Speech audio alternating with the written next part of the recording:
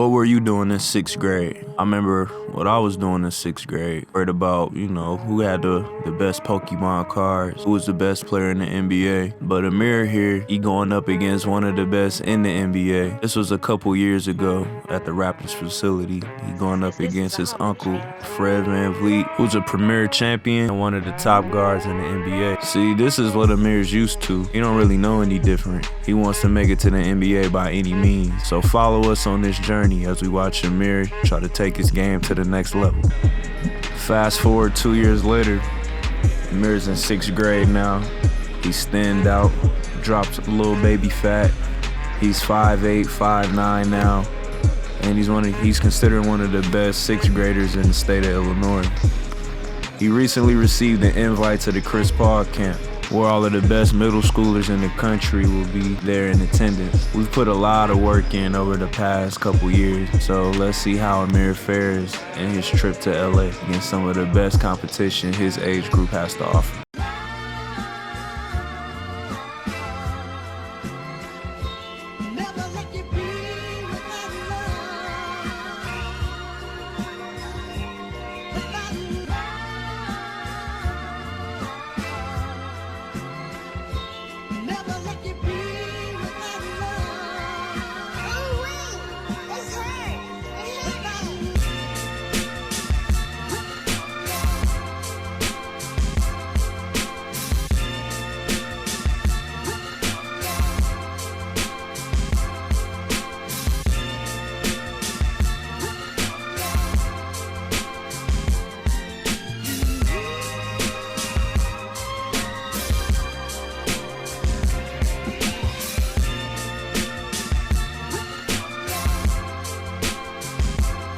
Everything that we worked on in the beginning, he's doing it in game situation. This is what you love to see whenever you're working with a kid of this talent. You always want to see him adding what they worked on in practice to the game.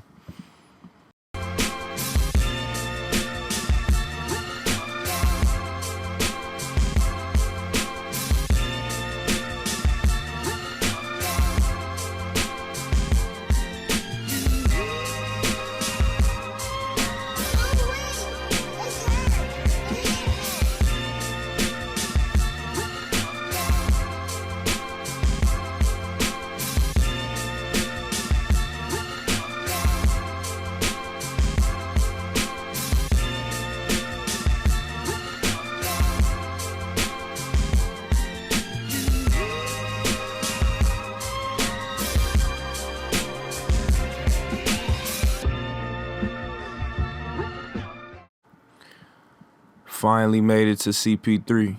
Long 4-hour flight from Illinois to LA. We far from home, but we ready to represent where we from. Registration was a super long, drawn out process. But if you play AAU or went through the basketball circuit as a kid, you know how these camps go. They take forever.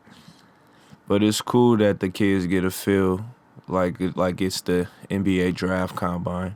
That's exactly the type of vibe that it had. So it's always good to indoctrinate these kids in that type of setting, in that type of life. So by the time they get of age, they'll be used to it. I knew my man was a little tired. Like I said, we was flying all day, every day. But tomorrow is where he get the chance to really show and prove what he's capable of and what he's about. We put a lot of work in and get to this point. Now all he has to do is show the reason why they invited him in the first place. I got high expectations for this kid. So I hope he goes out and really shows what he can do. I sensed that he was getting a little tired because he was asked to sit there and dribble and take photos in front of cameras. Hey, you ready to get some sleep? Yep, I'm tired. So we started the drills off the second day of the camp with some king of the court, some one-on-one drills. This is something that Amir is really good at. We play a lot of king of the court in training. So started off, got a nice block on a really big kid. Back in line, nobody ever wanted to play defense in these drills. So he got a nice crossover, nice step back. Not mad at the shot at all, but Amir's really good when he's attacking the basket. So now here, he's getting ready to go up against one of the top kids, one of the top 6th graders that was at the camp. And, you know, when Amir is going to the basket, he's really hard to stop. He has really good footwork. Although he's right-handed, he loves finishing with his left hand. Has a really nice feel for the ball with his left hand. That kid was just too small. One of Amir's weaknesses, in my opinion, is sometimes I don't think he understands how good he is. It's a lot that he can do at his size, but he plays passive at times. Overall, I thought he played really well in this King of the Court drill. Overall, we had a really good trip. Amir played well, he did his thing. In this photo, these are all of the 6th graders who made the All-Star team. Out of 200 plus kids, only 21 survived. Look who's up there though. Amir actually made the All-Star team as expected. I was super proud of him on this trip. He did everything that we worked on. He played hard as he could, and most importantly, he had fun, and he was able to match up against some of the other top kids in the country. Class of 2026 is going to be special. All around the U.S., young kids like Amir are working on their game and making super big strides in their development. Ain't no telling what the future holds for my nephew. All I know is we're gonna stay in the lab, we're gonna keep working and continue to have fun while also getting better. Out of all of these kids, like I said before, only 21 survived. Basketball is gonna be in a great place. All of these kids showed a lot of promise and there was a lot of talent in the building. CP3 camp is the standard for camps. I recommend anyone who's good enough to experience that trip and to go. I wanted to leave you guys with some words from Chris Paul. He said some things that stuck with me. Any young hooper can benefit from what he was talking about. But all right, guys, it's your boy Joe Buckets. I'm out. Hope you guys enjoyed the video. Like, comment, subscribe, share, all of that good stuff. I'm out.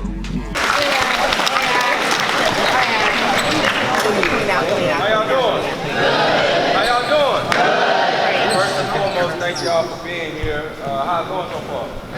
Y'all learning anything? Well, not only do I want to thank you guys for being here, I want to thank the coaches and the instructors. Thank you guys for taking the time to come out here and teach you guys. And I always do this whenever I get a chance to talk. Raise your hand if you drove yourself here this morning. Raise your hand if you drove yourself here this morning. All right, raise it. What kind of shoes we got on. All right, you got some Kyrie.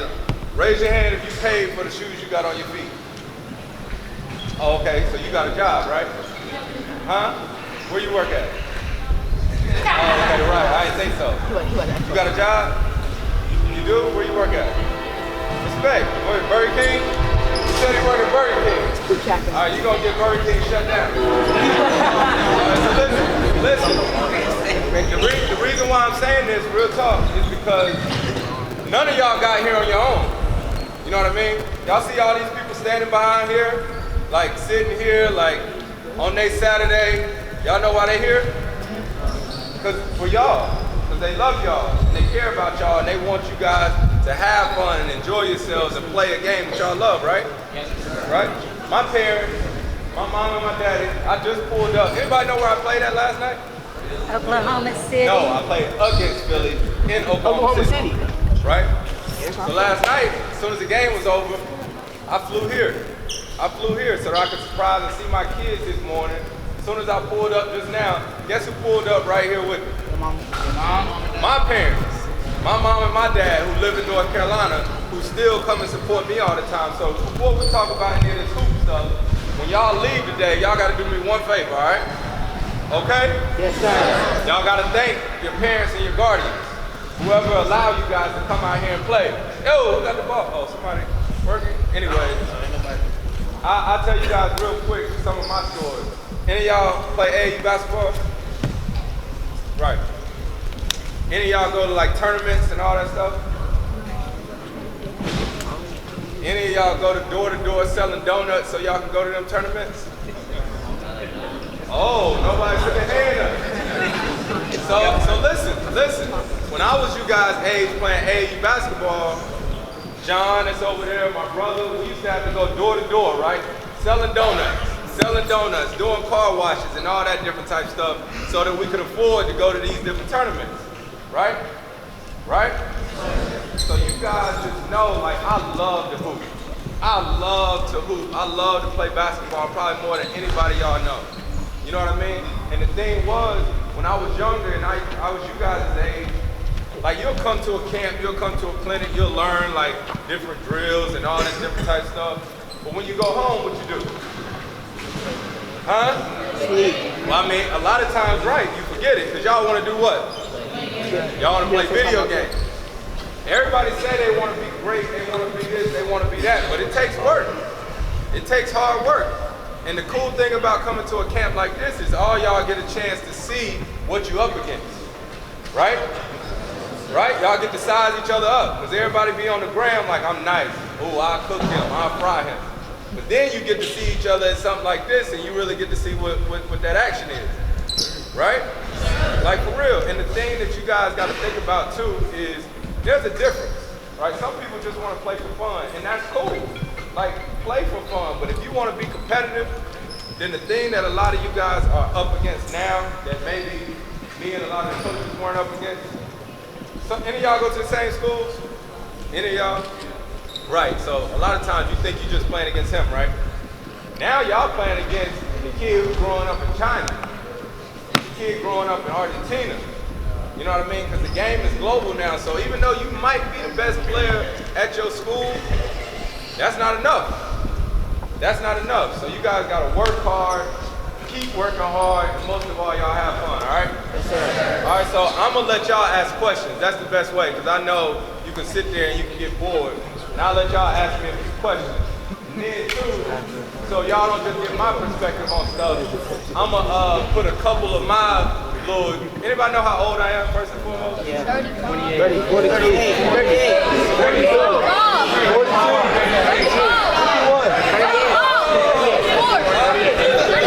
Somebody said 55, I will try you.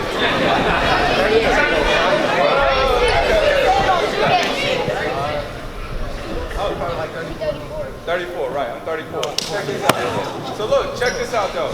So I'm gonna let y'all ask me some questions, but at the same time, I'm gonna put a couple of my own young fellas on the spot and make them come up here and answer some questions and see what they public speaking like. So, hold on right quick. Babe, let me holler at you right quick. All right, so look. Y'all give it up for Darius Bailey.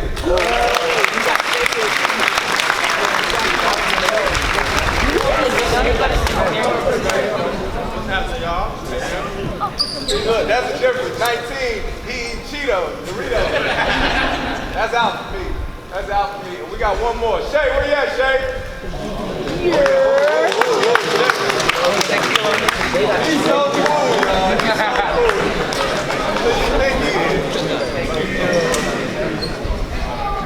He swear he's so cool. Y'all give it up for Shay right now.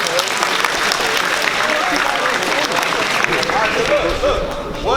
That way you ain't just gotta ask me questions, because they probably got different perspectives than I do. So first and foremost, thank you for being here. What questions y'all got? Any questions? In the back. What you got? Shay, what's the leadership between you? What kind of leadership does Chris Paul give you? Man, who you work for? What kind of question is that like you work for ESPN? Did y'all hear his question? He said, Shay, what kind of leadership does Chris Paul give you? Answer his question.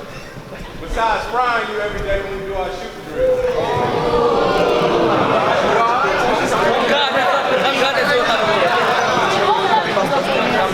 Listen up. Oh, they can't hear you, Shay. Can y'all hear me? No. Oh, look, during the game though,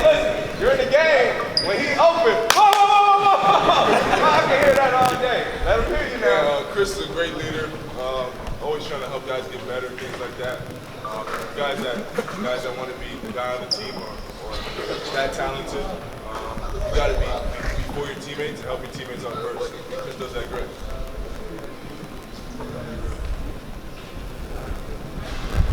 Yep. Man, yeah, y'all was working for somebody for real. He said, how did I feel when I got traded?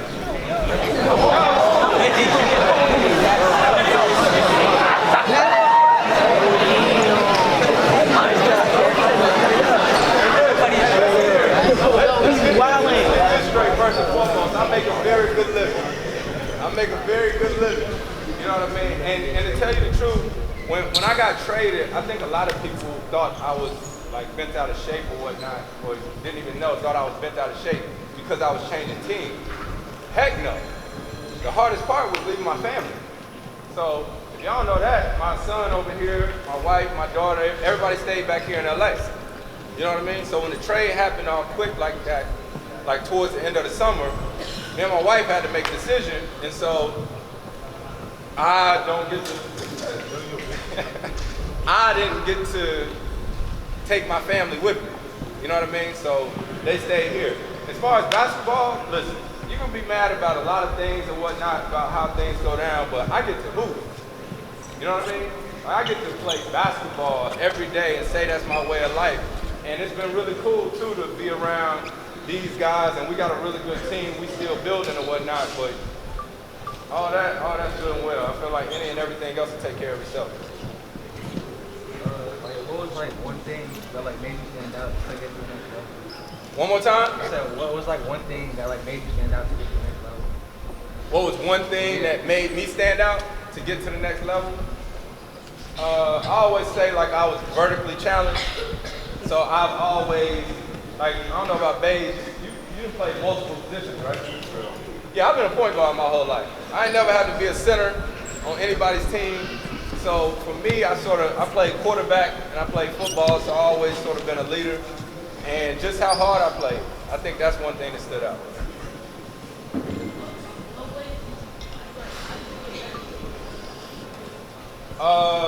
I think that's a better question for Beige. He said, what's something you did when you were younger to make you stand out?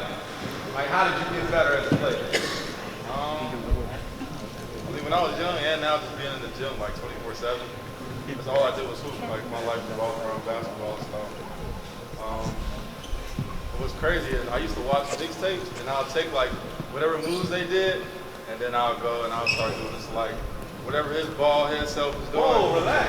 I'll come in and I'll try to do the same thing. But I think just staying in the gym, like you all being so young, and just playing all the time, will get better.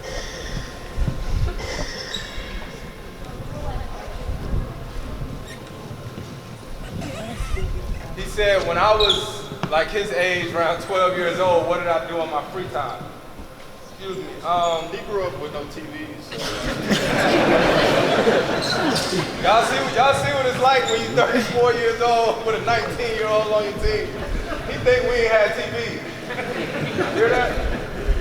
And we didn't have iPads. No phones, nothing. We did have phones.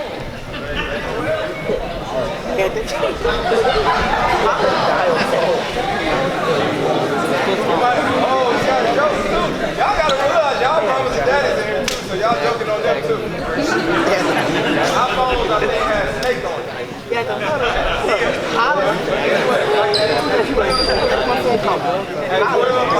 still play football. I play football. I mean, me and my brother play video games. My parents don't let us play on weekends.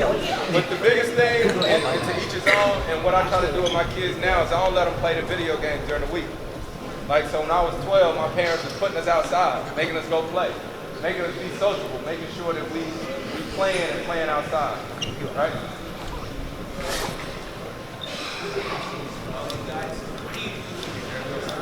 It's a great question. He said, what do you do when you're nervous? Hey, talk to him. Hey, let me answer that, because I'll be nervous for every game. Like, I'll be on the bench, but I know I'm about to get in the game though. So like, I'll start getting nervous right when that time about to start hitting. So I'll just be on the bench like, hey, relax. But for me though, the biggest thing, I was depressed. So.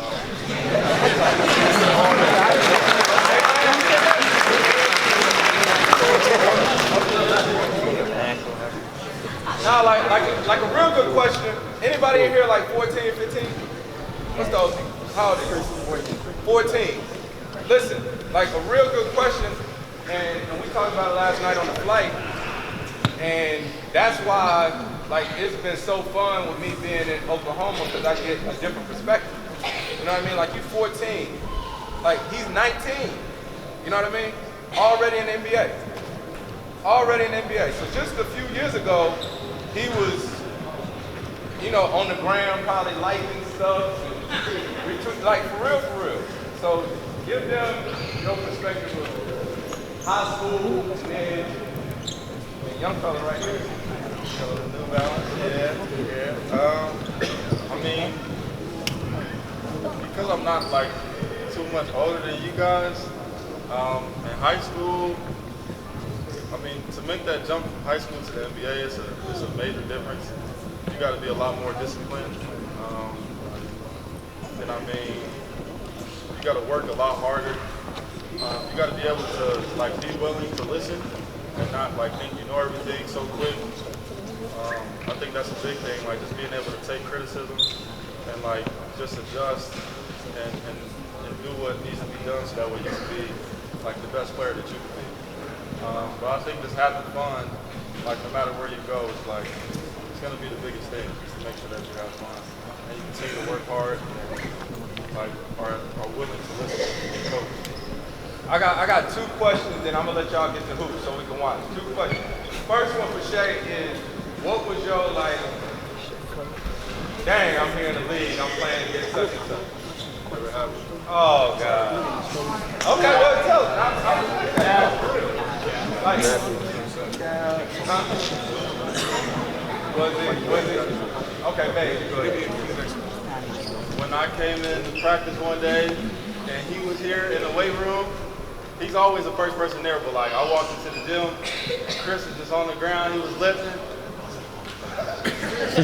And so I walked to the weight room, I tried to play it cool, and he came up to me, he was like, "What's up, young fella?" I was like, "Man," I was like, "All right." That's the first time he ever said that. He played it cool though, he didn't say nothing. I think one of mine was, might have been when I played against AI.